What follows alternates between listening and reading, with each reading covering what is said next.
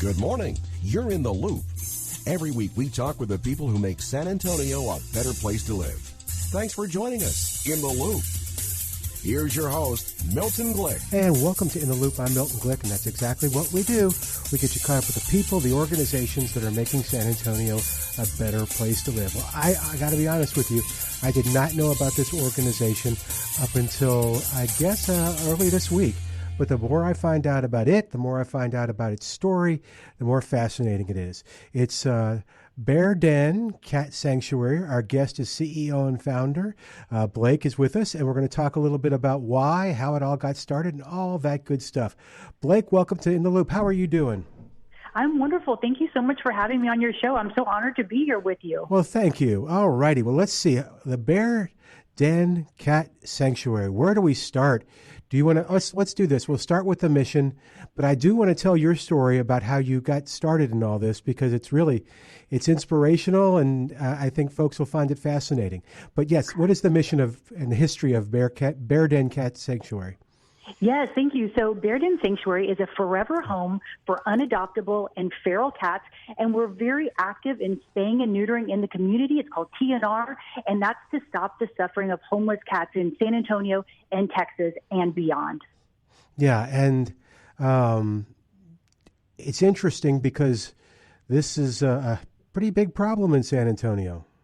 It is. It's a huge problem. And honestly, when I started this sanctuary, I had no idea about the extent of this issue. I really thought that I kind of have this naive idea. I was like, man, if I start this cat sanctuary and I take in, 150, 200 cats, and then I'm very active in spaying and neutering in the community, I think it'll probably fix the problem. And so that's kind of the mentality I went into this whole project. And I have really had my eyes open about the extent of it. In fact, we have people messaging me almost every day to the sanctuary, and they're asking for sanctuary space, that they need space. And so we now have a waiting list of over 1,600 cats who want to come into the sanctuary. Oh my gosh. Yes, it's unbelievable. I truly had no idea. And it's literally coming from not only Texas, but other parts of the nation. I've had people ask to drive cats in from California. I even had one gentleman in the military who asked to fly 2 cats from Spain to the sanctuary. So the need is huge. And so even though the scope of my original plan has been met, I am absolutely open to expanding so that we can continue to help so many cats in need. So where did the idea come from? Very good question. So I'm a nurse by trade. I'm a registered nurse. I've been a nurse for years, and I've always loved cats, right? And I just lived in the suburbs. I probably had maybe 9 or so cats, too many cats for in the suburb, but nevertheless, I did. They're all rescue cats, of course. And then I had a cat come into my world, and her name was Bear. And Bear is just this wonderful little creature. She was born to a feral cat in an office building. She actually fell down into the wall. They had to cut a hole into the drywall and pull little Bear out along with her siblings. And so different people were kind enough to take in these different kittens, and I took in Bear, and we ended up having the mother spayed so that she wouldn't no more kittens. So we took in little Bear, and she just became this amazing cat. She's one of those that we call a soul animal, right? People have soul dogs or soul cats. So she was my little soul cat. I bottle fed her, so I woke up every 3 hours. I took her to work with me. I was a nurse. I've taken her into this clinic with me. And she just was one of these animals I just absolutely fell in love with. She when I came home after she got a little bit older, she'd run to me kind of like a little dog. Just unbelievable. I just absolutely love this cat. So when I went outside, all of our cats were outdoor cats, but I would always be with Bear. If she was outside, I'd go out with her. I just took extra special care of her. So one evening I was out, and all the cats were out, and I called them back in, and everyone came in except Bear. I'm like, oh my goodness, and what in the world? I'm like, she's so mischievous. I bet she's just out scampering about, going on a walkabout. So the next morning, I looked. Long story short, I didn't find Bear. So I started this huge campaign to try to find her. I put flyers everywhere, of course. I put Facebook messages. She was shipped, so I messaged a ship company. Then I found out there's postcards you can send. I hired postcards to be sent all over. I hired another company who makes these automated phone calls, and they describe the cat. And all of this was actually a very effective strategy. I got so many calls, text messages, emails that people think they found my cat. They think we have bear. They're sure they found bear. So I followed every single lead. I went to people's backyards. I went to parking lots. I went to apartment complexes. I went to businesses. I started going places it didn't even make sense anymore. I was driving into New Braunfels. I was going to Comal County, all to look for bear. And the horrible thing is, the tragic part of the story is that I never found bear. But in this process, it opened my eyes to the extent of the homeless cat situation. And so all these cats that people were calling me about, they weren't bear, unfortunately, but they absolutely were a homeless cat in need of a home, or at least in need of spaying and neutering. And so through this, it really changed the trajectory of my life. I said, I'm absolutely going to do something about this problem, and I'm going to do it in honor of bear. And so because of this whole process and the heartbreak of losing bear, I started Bear Den Sanctuary. And so every cat that we bring in, every cat who we save, every cat who we bring home is in honor of bear. So it couldn't save bear, but we can save a lot of cats in her honor. So now you've decided you're going to build the sanctuary. What goes into that? Where did you get the land? That's an interesting story. And then, how do you develop it? What do you have to put in it? That's a great question, because, there's not, at least I haven't found it, there's not a handbook or a guidebook or a resource on how to start a feral cat sanctuary. I really had no idea. And so I really went off of gut and instinct in starting the sanctuary. So in my mind, you need to buy a piece of land. You need to fence it up with a custom cat-proof and coyote-proof fence. I figured you probably need to put some feral cat barns on there and then start bringing cats. I mean, that was about as simple a process as I made it. And I was probably, again, a little naive in it, but it actually worked pretty well. We learned some mistakes along the way, but we actually kind of had the concept down pretty well.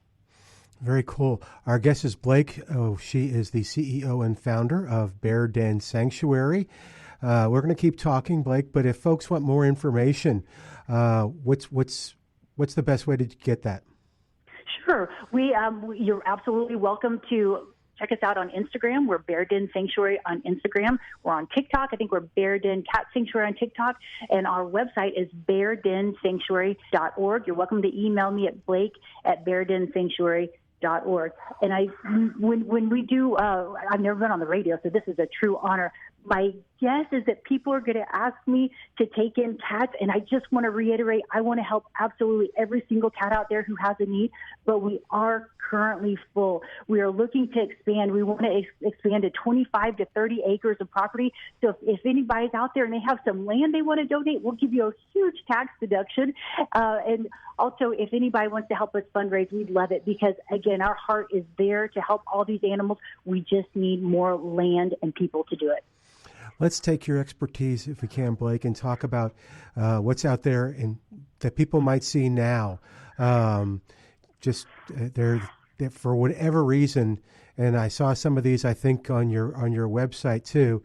The neighbors move out of the house and they have lots of cats, and they decide they either don't want to take them or they can't take them, so they just leave them.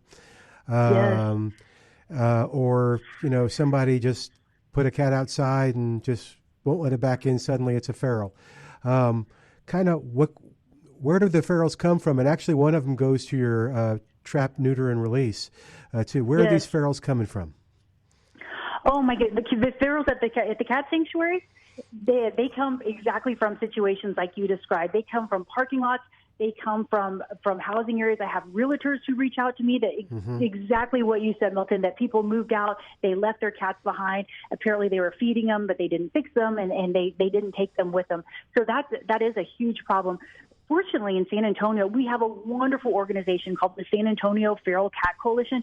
And my goodness, they are in so much in need of volunteers and donations, but they have absolutely changed how the face of San Antonio looks because of their services. They spay and neuter literally thousands and thousands of these unwanted and homeless cats. And so thank God for the San Antonio Feral Cat Coalition. They are doing an amazing job to help keep those numbers under control. But you're right, it takes more people. It takes individuals in the community spaying and neutering. And on their site, they have a wonderful online and in-person class on TNR, on trap, neuter, release, so that the community can learn how to do this process, because it really is. It's going to take all the individuals in the community to make a difference for the vast number of homeless cats that we have here in San Antonio and in South Texas.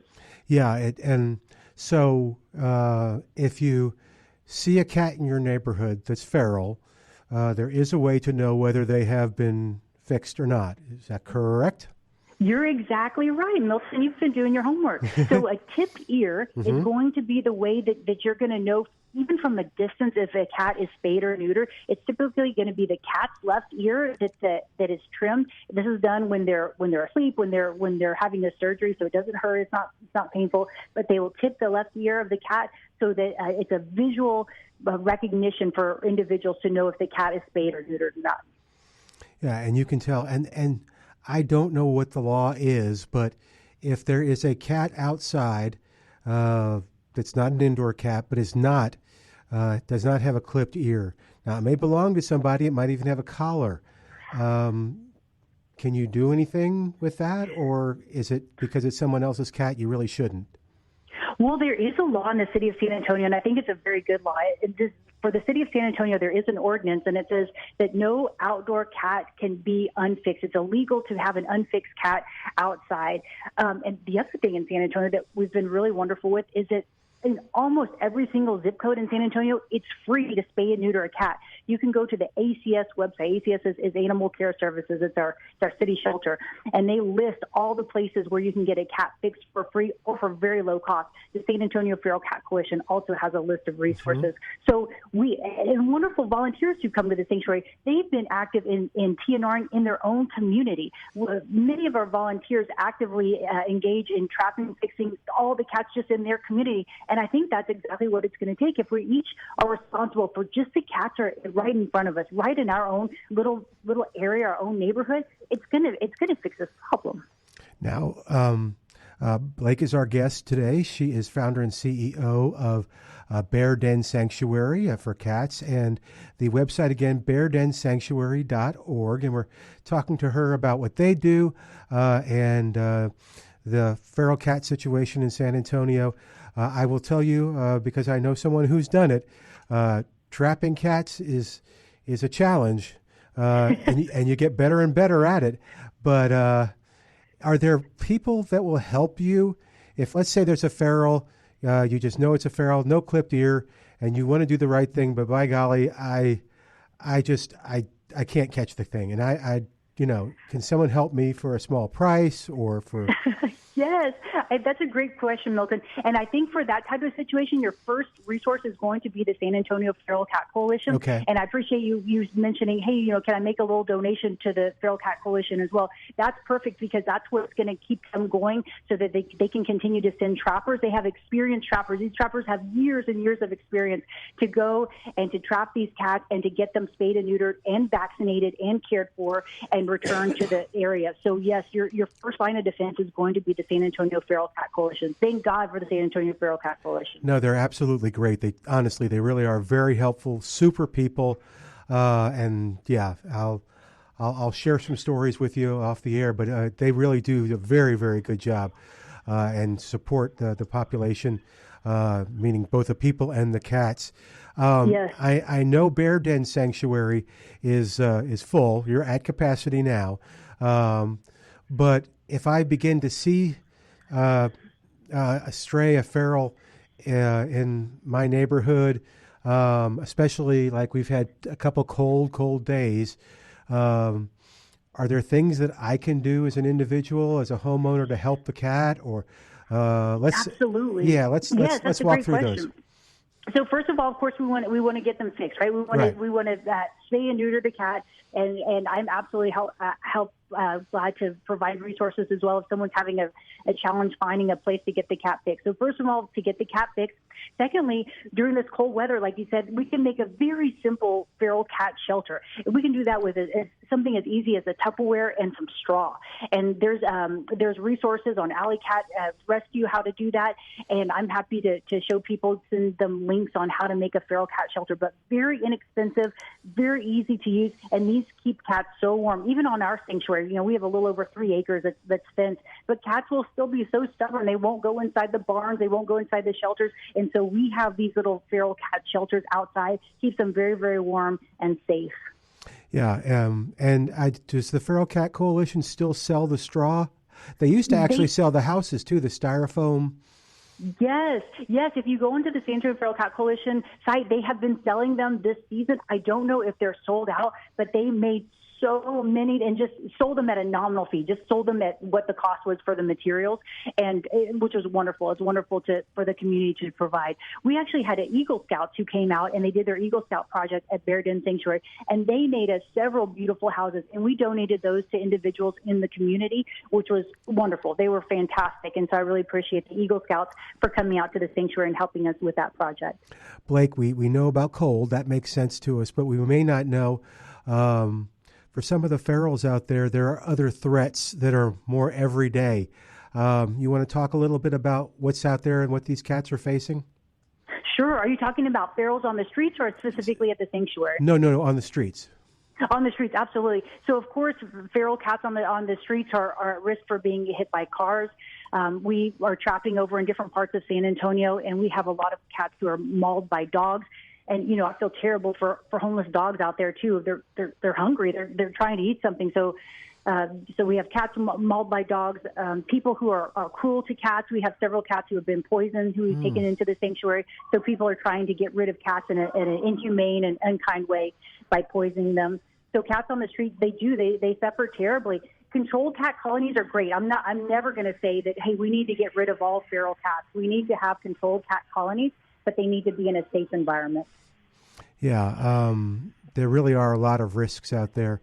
And also, just speaking of homeless dogs, on the website too, there's a dog who thinks he's a cat at your place too. Is that right? You're exactly right. We have one dog at the cat sanctuary. Yes. Her name is Dog, and she was actually dumped on our property. We had already started the cat sanctuary, and this poor little dog is dumped. I'm like, oh my gosh, what are we going to do? I've literally never had a dog before, Dog. And so we had no idea what to do with this dog. But Dog has turned out to be such a gift to the sanctuary, to the cats, and to myself. She's wonderful. She breaks up cat fights. The cats love her. If you look at different videos, the cats are literally loving all over Dog. They love being with her. They seek her out. It's the craziest thing. I've never seen any situation like this. That's so funny. So we do have a couple feral cats, and some, especially with feeding time, some that are with other people come over to our place for feeding. We've got a little border collie. She does not know that she is a dog, but she does almost the exact same thing. If she's friendly with the cat, if she knows them from because it's been a while, she kind of herds them and watches over them. And then if there's a different cat that comes into the yard that's causing fights or picking, because it's feeding time and is kind of pawing at the other ones, she will chase it off. That's unbelievable. She is so protective. Yeah, it's really very, very funny. Let's see. I want to make sure we cover everything. What don't people know? Are you? I know you can't take any more in, and we're going to get to what people can do to help you to achieve a greater goal. But are you a resource? We do have a book coming out. I wrote a little book. It's going to be a children's book. Yes, it's called One Dog at a Cat Sanctuary. So I'm working with a publisher right now, and we're hoping we will get this book published. And so it's just a cute story about Dog at the Cat Sanctuary. There's a YouTube video by Cuddle Buddies that they did, and it got some nice views and everything, and people thought it was a sweet story. So I did turn it into a children's book. So that's going to be one of the ways that we help raise funds to start the second sanctuary. So that's kind of a fun little thing. That's very cool. If folks they can go to your website, I know that's Yes. and that's a good resource if they find themselves in a situation where they are now noticing more ferals and want to do something. Are there other resources on the website, or should they call Feral Cat Coalition, or what should they do to help? All of the above. Okay. I've learned in rescue, it's kind of about casting a wide net. Like, yes, reach out to me, reach out to the Feral Cat Coalition, reach out to all the resources out there, and together we'll collaborate to find a solution. I've found in rescue that everybody really has this common goal to stop the suffering of homeless animals. Mm-hmm. I work closely even with dog rescues because I certainly love dogs, and the people who love dogs, they love cats too. So all of us are in this thing together, and the more we collaborate and the more we work together and the more we find these creative solutions, I think holistically we're going to be able to help homeless animals across South Texas and beyond. Yeah. And you mentioned a couple of them there. There are a lot of good resources. And by the way, most of the same resources, if they can't help, they will direct you to someone that can. So, you're exactly right. Well, let's talk a little about what our listeners that can do to help your mission. What are some of the things that they can do as you? What are your goals for growing? You mentioned expanding. Yes, our next step is we really want to buy another property, and I think it needs to be somewhere in Comal County. It's going to be 25 to 30 acres so that we can expand. And with this, I kind of have this cool vision. It's going to have tiny houses for people to Airbnb, which would be another source of revenue. People reach out to me on Instagram, again, from all over the world, that they want to start animal sanctuaries. A lot of them are cat sanctuaries, but others are dog sanctuaries or even bird sanctuaries. Someone wants to start a chicken and turkey sanctuary, which is fantastic, but they don't really know how to start or what the vision would be like. So I'd love to have little tiny houses to bring people out, to show them all the things I happen to get right and all the things I did wrong at first, to save them time and money, and just to give them hope and inspiration that they can do this also. If they want to start an animal sanctuary, I want to help others achieve their dreams too. There would also be cabins out there for long-term volunteers. And so I think it just is going to be a really cool space. So if anybody has 25 to 30 acres, or if they want to help donate towards that, we are a 501c3, so all donations are tax deductible. That would be fantastic. Now, it does take food to keep cats going. Yes. Is there a way that people can donate either toward the food or buy food that's delivered Absolutely. to you?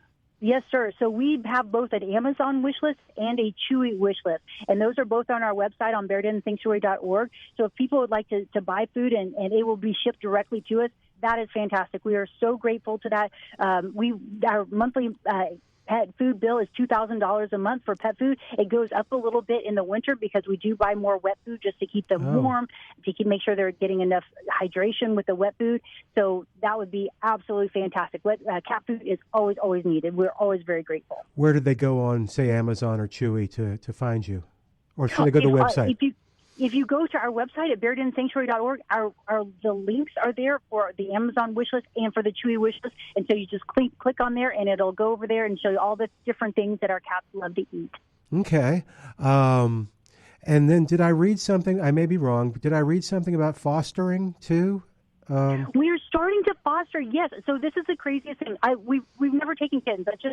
It's not a great place for kittens. The kittens should be in a home, so we've never taken kittens. But now we started TNRing. We started doing these big TNR projects where we're trapping, neutering, releasing big little kittens. They just can't go back. So when we're doing TNR specifically, if there are kittens, of course, we trap them as well, and we bring them back to the sanctuary. And a lot of them, because they've been outside their entire lives, they need some socialization before they can get adopted out. So we do need fosters to help socialize these little kittens that we find during our TNR projects.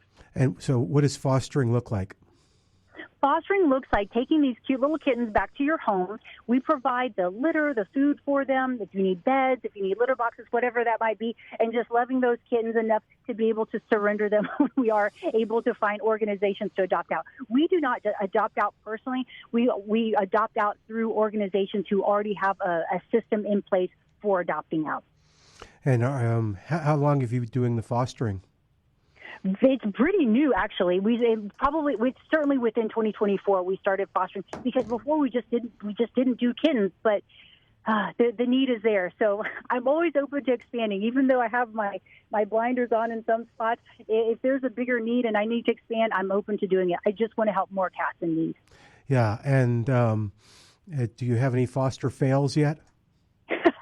We have one almost foster fail. A beautiful volunteer had 4 of our kittens, and she was in tears bringing them back, but she ended up keeping them. And then we have another husband and wife team. They have 9 cats and a rescue dog, and they fell in love with one of our kitty cats, and so now they have a 10th cat. It's a little crazy, but they are just the most wonderful, loving people. They volunteer every single week. They don't miss a week, and they have 10 cats and a dog of their own. And are only the kittens fosterable? I don't know if that's a word or not, but that is. I think we can call it a word.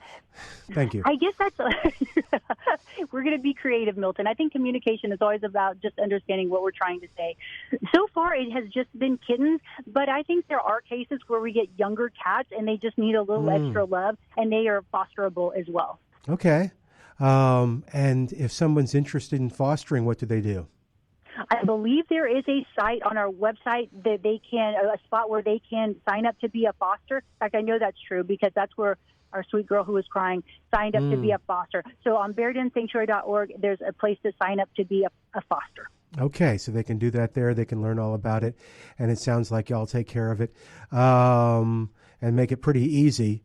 That the hardest part is the emotional, it sounds like. Yeah, I think you're right. I think the hardest part is emotional. And believe me, Milton, you know this. I'm not the only rescuer around. If people want to foster for ACS, if they want to foster for Humane Society, for Animal Defense League, for Charming Pet Rescue, my goodness, please do. All these organizations have beautiful cats and kittens and dogs and puppies who they've rescued. They need so much love, too. So it's certainly not the Bear Den Sanctuary show. There's all these other rescues, and I'd love for people interested to help out all these different organizations. Well, we're just about out of time. I'm going to give you the last word today. What is it that you want our listeners to know about your place and about fosters, and about not fosters, but ferals?